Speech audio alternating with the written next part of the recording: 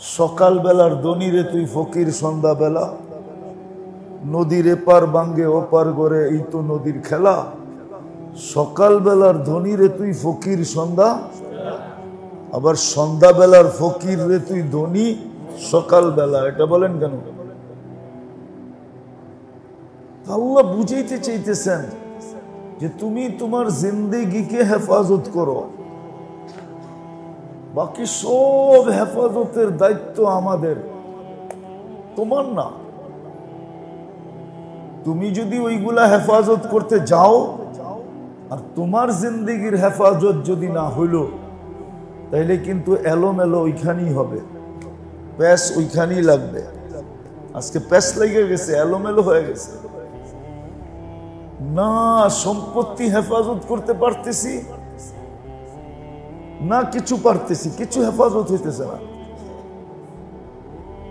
ভালো মতে বোঝেন, কিন্তু ইসলাহী প্রোগ্রাম ভালো মতে বোঝেন, কাজে দিবেন।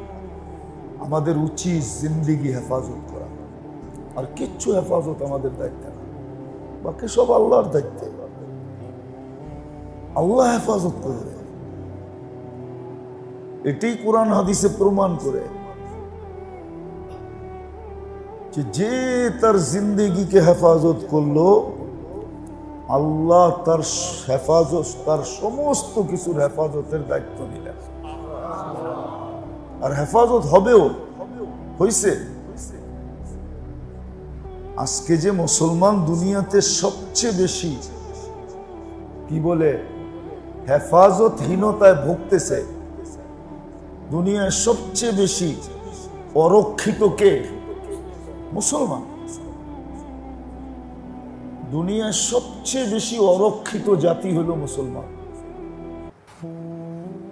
মুসলমান রক্ষিত জাতি না। দেশ যদিও আছে, কিন্তু আসলে গাইটা দেখেন, সে রক্ষিত না, সে কারো হাতে বিকৃত, বিক্রি হয়ে আছে। নাইলে কারো শিকল তার গলায় পড়া আছে, নাইলে কারো বেরি তার পায়ে লাগানো আছে,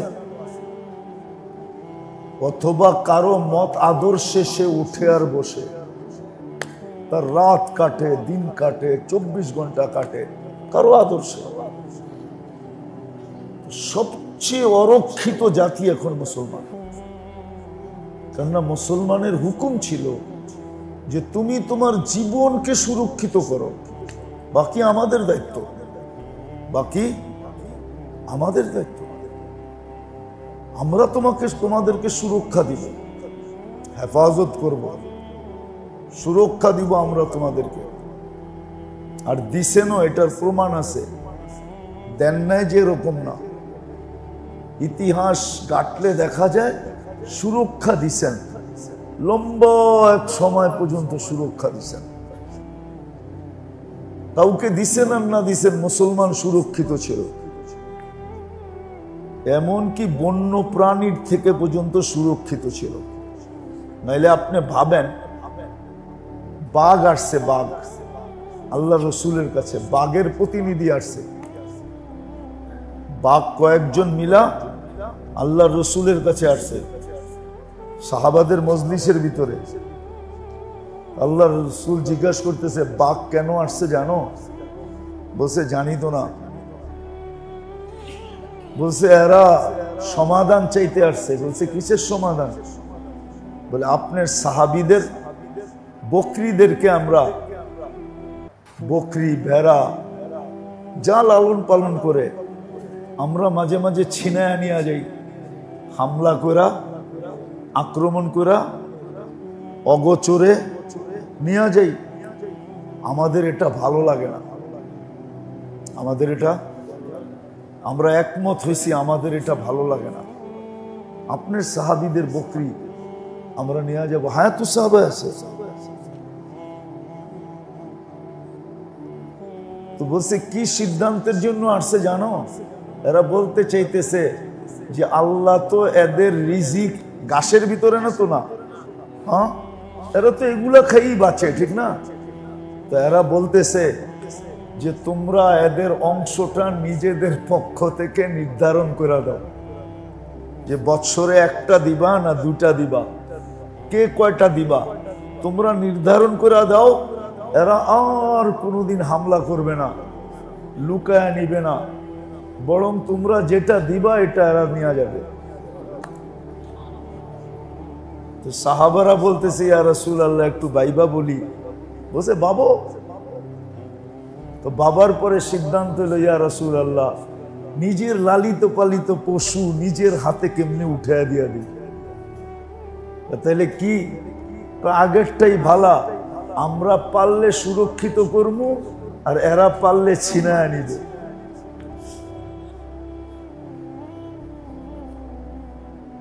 মনে হয় বুঝাইতে পারি না।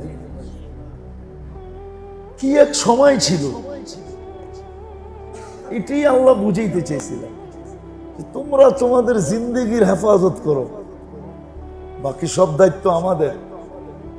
প্রমাণ দিচ্ছেন যে জানোয়ার পর্যন্ত অহেতুক তোমাদের জানোয়ার নিয়া, সিংহ পর্যন্ত, বাঘ পর্যন্ত, নেকড়ে পর্যন্ত যারা ছিঁড়া ফেরা খায় ওরা পর্যন্ত অহেতুক তোমাদের সম্পদের উপরে হাত দিবে না, হাত দিবে না। ওরা পর্যন্ত তোমাদেরকে সমীহা করবে। কি করবে? সমীহা করবে, হেফাজত করবে, ওরা করবে। আমাদের দায়িত্ব ছিল জিন্দেগি হেফাজত করা, আর কিচ্ছু আমাদের দায়িত্ব ছিল না। কিন্তু আমরা জিন্দেগি হেফাজত করা ভুলে গেছি, সম্পদ হেফাজতে লেগে গেছি। অথবা আরেকটা বলতে পারি, সম্পদ কুরআনের পিছে লেগে গেছি আর হেফাজতের পিছে লেগে গেছি, নিজের জিন্দেগি হেফাজত করা ভুলে গেছি। কিন্তু হিসাব করলে দেখা যাবে আমার কিচ্ছুই সুরক্ষিত নাই, আমার কিছুই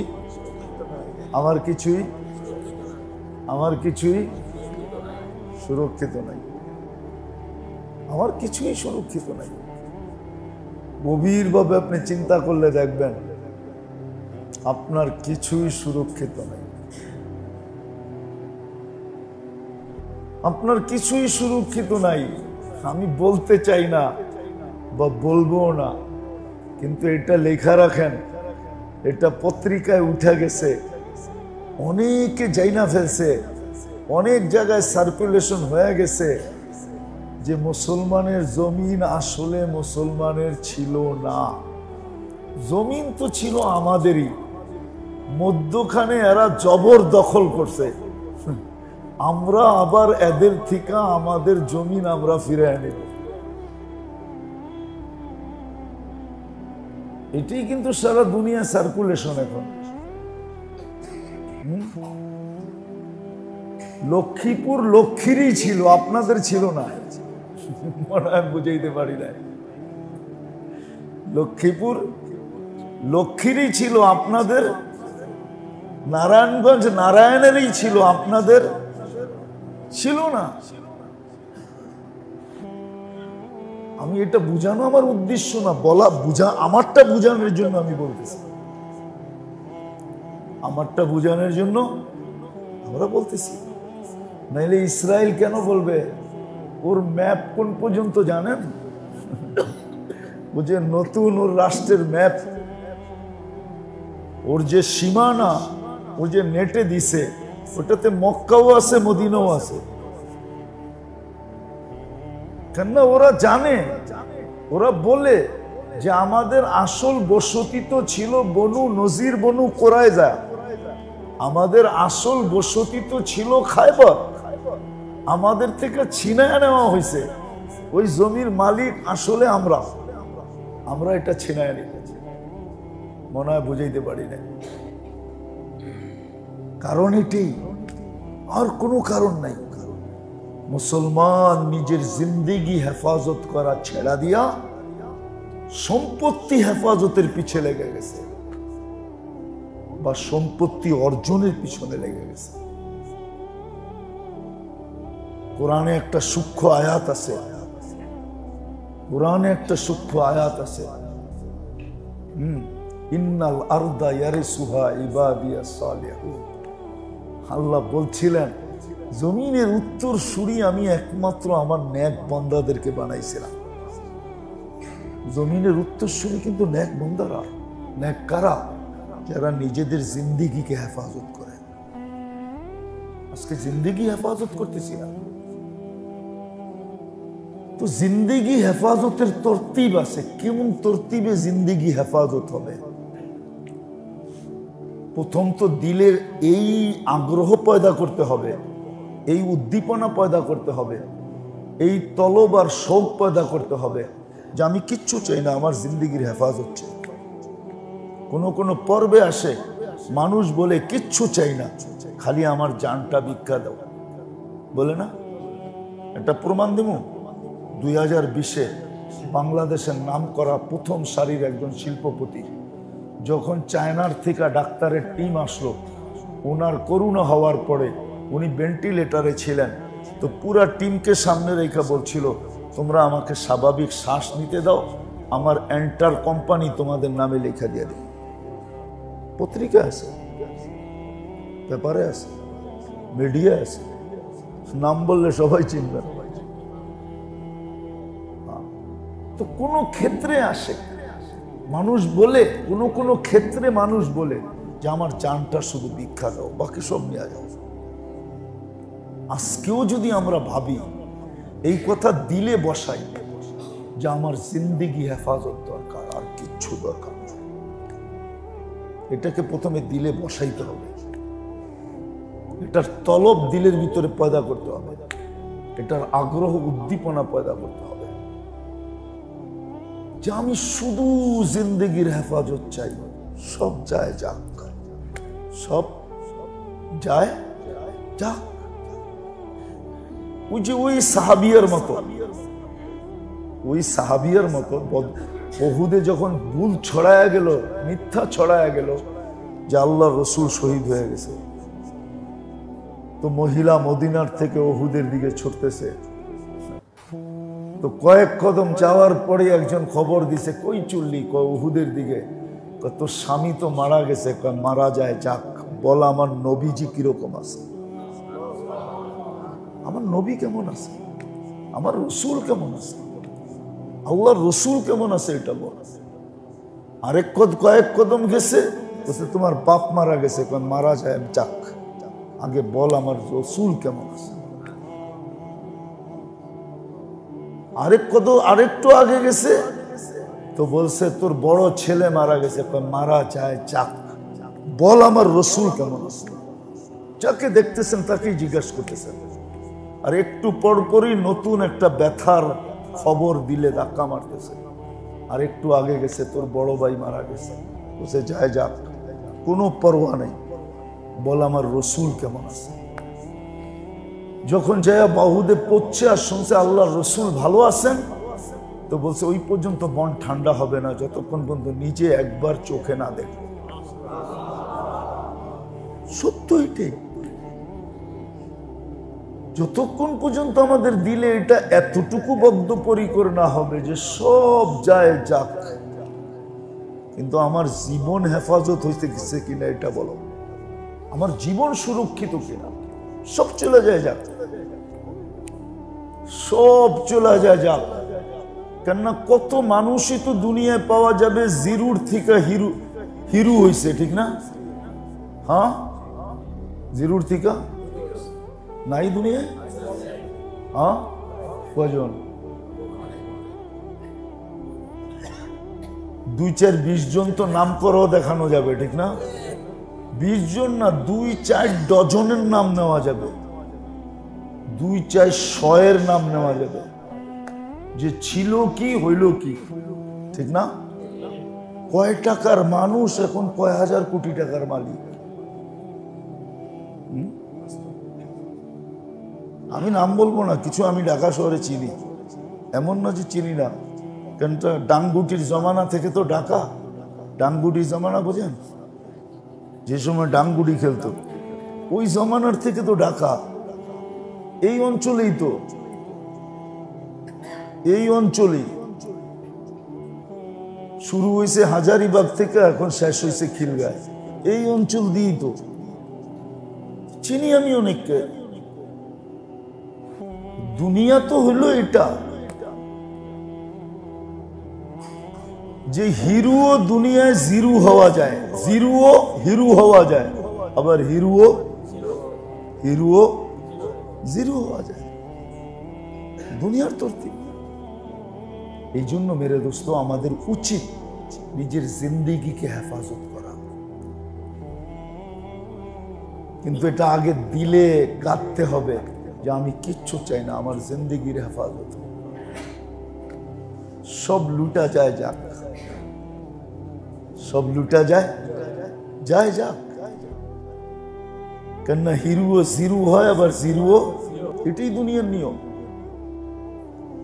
কিন্তু উদ্দেশ্য হলো হেফাজতে জিন্দেগি। এটারই কয়েকটা তরিকা আছে হেফাজতে জিন্দেগির। প্রথম তরিকা যেটা, কয়েকটা তরিকা আছে যে হেফাজত কিভাবে হবে জিন্দেগি, এটার কিছু তরিকা আছে, পদ্ধতি আছে। প্রথম তরিকা হলো 3 থেকে 4 ধরনের সোহবত। 3 থেকে 4 ধরনের সোহবত। একটা হলো 24 ঘন্টা ইদা ফারাগতা ফানসাব, যখনই সময় পাবে তো নিজেকে ইবাদত বন্দেগীর সোহবতে রাখবে। ইবাদত বন্দেগীর যখনই সময় পাবে, ফারেক হবে, ইদা ফারাগতা ফানসাব, এটাই ইঙ্গিত। যখনই সময় তখনই ইবাদত বন্দেগীর সোহবত। এটার ভিতরে জিকিরও হতে পারে, তেলাওয়াতও হতে পারে, নওয়াফেলও হতে পারে। ইবাদত বন্দেগীতে যা বুঝায়, প্রথম হলো হেফাজতের প্রথম পদ্ধতি হলো সোহবত। আর সোহবত হলো প্রথম ইবাদতের সোহবতে তুমি তোমাকে রাখো যখনই সময় পাও, চলতে ফিরতে, উঠতে বসতে। এটাকে অভ্যাসে রূপান্তরিত করা, অভ্যাস বানায় ফেলা। যখনই সময় পেল, যখনই সুযোগ মিলল, ইবাদতে লাগায় দিল। ইবাদত। দ্বিতীয় সোহবত হলো ব্যক্তি, ব্যক্তিত্বের সোহবতে থাকা। সময় পেল তো হক্কানি আলেম ওলামা আল্লাহ ওয়ালাদের সোহবতে থাকা। কারণ আমি বলছি, এর আগে বলিনি কিনা জানি না, এখন বলতেছি, আপনি রসুল দেখেন নাই, দেখছেন? বেশিরভাগই আমরা স্বপ্নও দেখি না, ঠিক না? মানুষ যখন দুধ না পায় তো মাঠার স্বাদ ঘোলে মিটায়, মাঠার স্বাদ গোলে মিটায় না? এখন মানে জানি না পুরান টাউনে বেচে কিনা। আগে তো পুরান টাউনে দেখতাম, থাকি তো না পুরান টাউনে, এই জন্য দেখিও না মনে হয়। ফজরের পরেই পাওয়া যেত, ঠিক না? আবার কিছু নাম করা মাঠাও ছিল, ঠিক না? ওইখানে দেখতাম ভিড় লাগতো। তো মাঠার স্বাদ গোলে মিটান, যে আপনি রসুল দেখেন নাই। আল্লাহ ওয়ালারা, হক্কানি আলেমরা রসুলের নায়েব, এদের সোহবতে যায়া বসা। হেফাজতে জিন্দেগির দ্বিতীয় তরিকা, এদের সোহবতে বসা। কেন এদের দিকে চাইলেও সোয়াব হবে, এদের ওইখানে বৈশা থাকলেও সোয়াব হবে। আর সবচেয়ে বড় কথা, যতক্ষণ বৈশা থাকবেন ততক্ষণ আপনার জিন্দেগি হেফাজতের খাতায় লেখা হবে, হেফাজত হিসাবে গণ্য হবে। একসময় ছিল ছিল ছিল মৌলানা দিন মোহাম্মদ সাহেবের তফসিরের স্পিকার ফরিদাবাদ যাত্রাবাড়ি পর্যন্ত লাগানো হতো, কিন্তু উনি তফসির করতেন কই? সাতরাও যায় বইয়া। ওই বুড়ারা নাই, ওরা সব কবরে গেছে। সাদা দাড়ি দেখলেই কি বুড়া হয় নাকি? দাড়ি তো এখন কি ওয়েদারে পাইকা যায়, ওয়েদারে বিভিন্ন কারণে পেকা যায়, বয়সে যে পাকছে এমন না, ঠিক না? মনে হয় মৌলানা দিন মোহাম্মদ সাহেবের কথা শোনেন না আপনারা? শুনছেন, দেখছেন? দেখেন না, শুনছেন? মৌলানা দিন মোহাম্মদ সাহেব যখন তফসির করতেন যেদিন, তো এই মাইক লাগতো বিলকুল ফরিদাবাদ পর্যন্ত। এই যে ব্রিজ আছে না, এটাই তো পুরান ঢাকা, পুরোটাই লাগতো। অথবা উনি বয়া তফসির করতেছেন সাতরাউজার থেকে, যাত্রাবাড়ি পর্যন্ত লাগতো উনি যখন তফসির করতেন। ছিল, এক সময় ছিল, এখন নাই। সাহাবাদের জমানায়ও ছিল, এক জমানা ছিল উম্মত সুযোগ পেলে ওলামাদের হালকায় এসে বসতেন। 1 জন 2 জন 5 জন 10 জন 20 জন 50 জন 100 জন 200 জন বসার পরে দেখা গেছে একজন এক মাসলা জিজ্ঞাসা করছে, বাস এটা দিয়ে আলোচনা শুরু হয়েছে। তো সবার সময় হেফাজত, জিন্দিগি হেফাজত হয়ে গেছে আল্লাহ ওয়ালার কাছে বৈশা, হক্কানি আলেমের কাছে বৈশা।